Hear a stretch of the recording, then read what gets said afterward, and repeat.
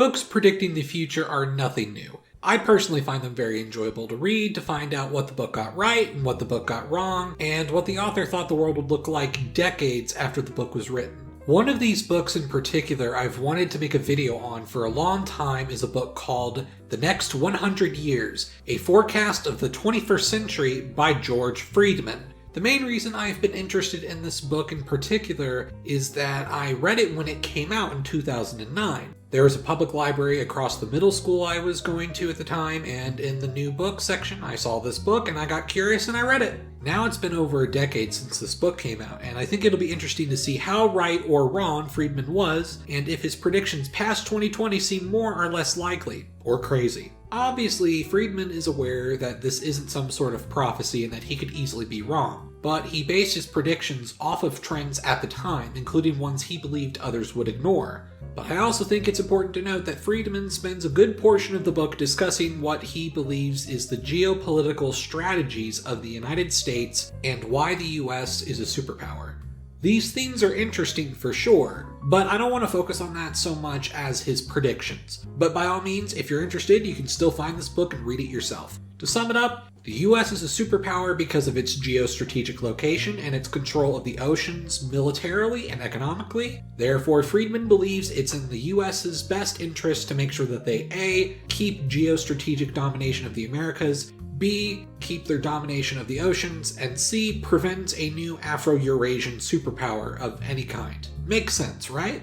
Friedman then also goes over trends that were true at the time, such as places like Europe and Japan experiencing population decline, the rise of computer technology in our day-to-day lives, and how things like gay marriage are becoming more accepted in Western society. While a lot of this now seems very obvious, remember this is 2009. The first iPhone was a little under 2 years old and gay marriage hadn't been legalized in the United States or several European countries yet. So it's not so much a obviously genius, everyone knows that prediction, so much as a yeah, I can see that happening pretty soon type of prediction. But the stuff I'm interested in are the geopolitical predictions.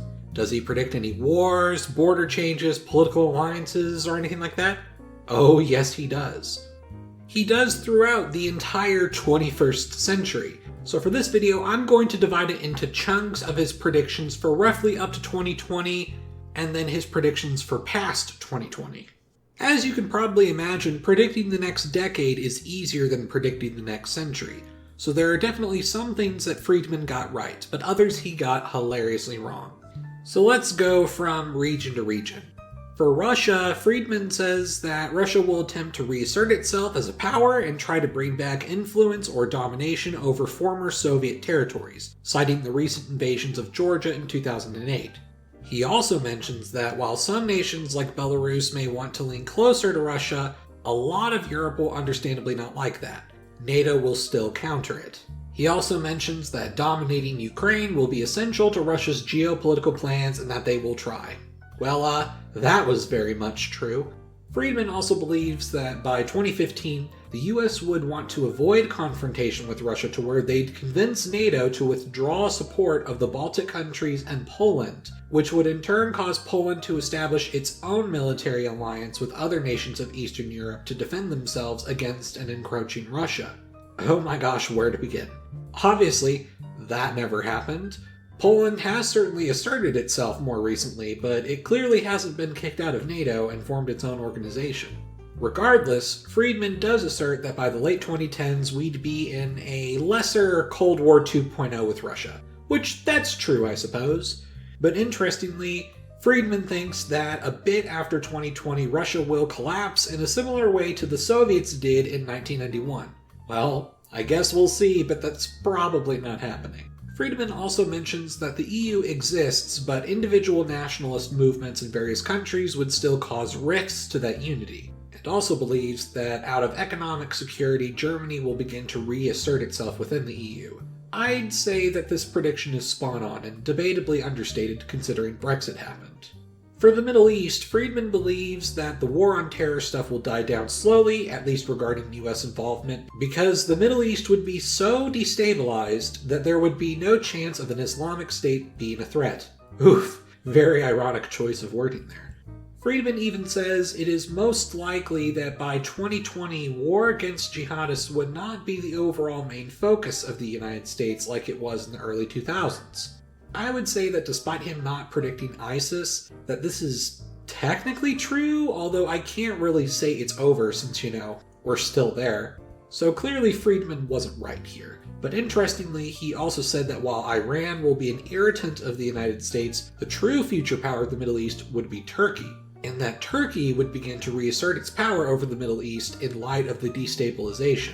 Which, honestly, that's kind of true so far, as we've seen Turkey intervene in the Syrian civil war and grow more bold, shall we say. The most interesting predictions he made, however, were over China. Friedman presents China as a paper tiger that will grow economically for the time being, but then it will slow down and China's economy will turn out to not be as impressive as people thought it was, comparing it to what happened with Japan's economy in the 90s. So while China's economic growth has vastly slowed down, it is obviously not accurate to say that the Chinese economy has stunted or declined. Friedman also believes that during the 2010s, China will use the idea of a powerful China and xenophobia as tools to keep China united and to keep the central government's hold over the country. That's overall accurate, I guess, although I suppose it oversimplifies some things. He also says that China will not have a navy that can outdo the United States Navy by 2020, so they won't invade Taiwan anytime soon, which, yeah, China's navy has definitely grown, but Taiwan has indeed escaped invasion. But the most interesting conclusion Friedman makes is that while China would become a new power, he thinks it's more likely that it'll fragment along traditional lines, and the government will start to decentralize rather than grow more authoritarian. He even says that by 2020, coastal regions of China will lean more economically towards Japanese investment to defy Beijing's tighter grip. China will be, as he put it, more concerned with the encroachment from other countries than asserting its actual power. Well, boy was that wrong. What about the United States? Aside from mentioning the change in US foreign policy in the Middle East and Europe, he mentions that by 2020 the US will be close to economic problems as boomers retire, which, yeah, that's starting to show a little bit. As for Africa, South America, Australia, doesn't even mention them. So overall, his prediction definitely got some things right, but clearly he got some things way wrong. The idea of Russia and China in 2020 being super close to collapse or decentralization is laughable. And he does obviously leave out a few major things such as ISIS, Brexit, Trump and his effect on US politics, and he interestingly didn't mention North Korea. Oh, yeah, and of course he didn't mention any type of pandemic either. Of course, this just shows how hard it is to predict the future. Even if you nail some things quite impressively, there will inevitably be an unexpected event that ends up making half of your guesses wrong. So what about past 2020? Before we move on past 2020 though, I want to let you know about this week's sponsor, Ridge Wallets. I mean, yeah, of course Ridge Wallets is sponsoring this channel again. I cannot stress this enough. I love their wallets. I am still using the wallet that they gave me. For those who don't know, Ridge Wallets is a company that makes sleek designed metal wallets that are designed to be high functional and low maintenance. You can just simply put as many cards as you want in between these two slabs of metal and clip it on your pocket or wherever you want, and it's just perfect. You don't have to worry about water damage like you would with leather, and not to mention that it's just really convenient. And as a matter of fact, if you use the link below and use the code TigerStar, you will get a discount on your own Ridge wallet. So you better get your own Ridge wallet today, because you're missing out if you don't. Anyway, back to the video. Well, I don't want to just read the entire book for you, but instead I'll just make a general timeline of events and I'll tell you his predictions without too much clarification, just for fun. If you really want to know why he made these predictions, well, get the book. In the meantime, here's a basic timeline of Friedman's predictions for the world from about 2020-ish to 2050-ish. In the 2020s, Turkey will be in the top 10 of world economies. Other countries will develop spheres of influence in China, including Taiwan. The US will deal with an economic crisis brought about by retiring boomers and labor shortages. Korea will unify into a single nation. Turkey will begin to exert influence in other regions, but the US will ignore it because it counters Iran's power. Chechnya and other Muslim regions of a now collapsing Russia will acquire independence. Pacific Russia will also get independence. Finland will annex Karelia. Romania will annex Moldova. India will help Tibet break free from China. Already we're off to a hilarious start, but let's continue. For the 2030s, countries will be competing for immigrants to make up for labor shortages. The Polish-led Eastern European alliance against Russia will strengthen itself and assert itself more. Japan's relationship with the US will begin to drift apart and their interests will begin to compete, and the US will see Turkey as a threat. And finally, the US will apparently attempt to commercialize space, whatever that entails. For the 2040s, the US economy will see a resurgence, just like the 1950s. Korea will become the United States' main ally in East Asia rather than Japan, as well as the fact that relations with China will improve. Japan will begin to assert itself economically into the Indian and Pacific Oceans. Indonesia will deal with separatist movements, with some succeeding. Slovenia and Croatia join the Polish bloc. India and the Polish bloc grow closer to the United States. Japan and Turkey, meanwhile, will grow closer together. And finally, Japan, Turkey, and Poland will become nuclear powers. Okay, and then the book does this weird thing where it says Turkey will militarily and economically dominate Central Asia, the Middle East, parts of the Balkans, and North Africa, but it uses this weird contradicting language. Sometimes it'll say zones of influence, sometimes it'll just say military bases, sometimes it uses language like controlling or occupying. And it later acts like that sometime in the future these areas will rebel against Turkey. So I have no idea if this book is trying to say that Turkey rebuilds the literal Ottoman Empire or not. It even includes this map where it shows Turkey as this giant imperial blob, but then it just says zones of influence. It's giving me mixed messages here, so I personally have no idea. I guess you could just assume it's Neo-Ottoman Empire because memes or something. But anyway, back to the timeline. Still in the 2040s, countries will develop space satellites used as military bases, especially the United States, who will grow dependent on them. Japan and the United States will have colonies on the moon. So, have you gotten all that? I hope so, because now it's time for World War III. Yes, that's right, World War III, which apparently breaks out specifically on November 24th of 2050 at 5 p.m., when Japan manages to pull off a surprise space missile attack on the US space satellite bases and destroys them, crippling their military capacity.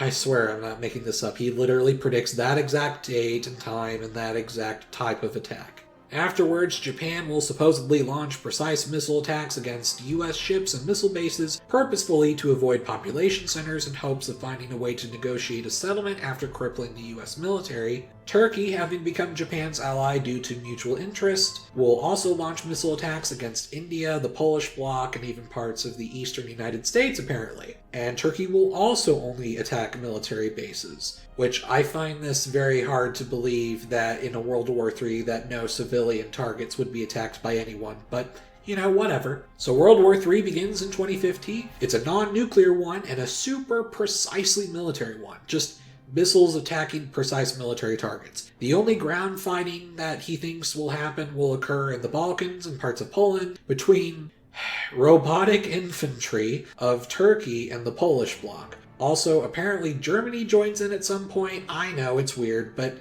basically it has the typical, oh no, the US is crippled militarily, but then they manage to rebuild themselves, and to everyone's surprise, they use their economic might to eventually overwhelm the enemy, and within 2 to 3 years they win. Just like before, I guess. So then this war ends 3 years later with a conditional peace. Turkey abandons parts of the Balkans and allows Chinese influence in Central Asia. Japan will be more balanced in power with Korea and China. And the book says many new nations will be carved out, but it's not specific on what that means or what nations those might be. It also says Germany is weakened, but it gives nothing specific. Honestly, we're at a point where this is so far into the future that you don't really expect much besides super vague predictions at this point anyway. Shortly after the war, there's a post-war boom for the United States. Poland will directly control Belarus and will have turned its military alliance into a full-out confederation. That's right, baby. The Commonwealth is back and better than ever. In the 2060s and 2070s, the UK, fearful of Poland, will form a NATO-like bloc of Western European nations. Meanwhile, Mexico and Brazil's economies are on the rise. In the 2080s, there's going to be a new economic crisis, which will occur for the United States, and Mexico's influence will be so powerful that there will be political blocs in the American Southwest similar to something like Bloc Québécois in Canada. Finally, by the 2090s, Mexico goes radical and allows for Mexicans living in the United States to vote in Mexican elections and have representatives in the Mexican government, creating a political crisis. The US responds with more military presence in the Southwest, which increases tensions. By the year 2100, there's this vague cliffhanger on whether Mexico might go to war with the United States and form alliances with other nations bitter at the United States. I guess we'll never know. So, yeah, this book is interesting. While a lot of this ended up being wrong or extremely far-fetched, it was nonetheless at least entertaining to read both when it came out and now. So if you want to find out more details on robotic space infantry World War III between the United States, Neo-Ottoman Empire, and Neo-Imperial Japan, by all means get the book yourself and have a blast reading it. In the meantime, for my patrons, I made a nice map of Friedman's world right before World War III. Otherwise, I hope you enjoyed this video. I'm Emperor Tigerstar, and I'll see you guys next time.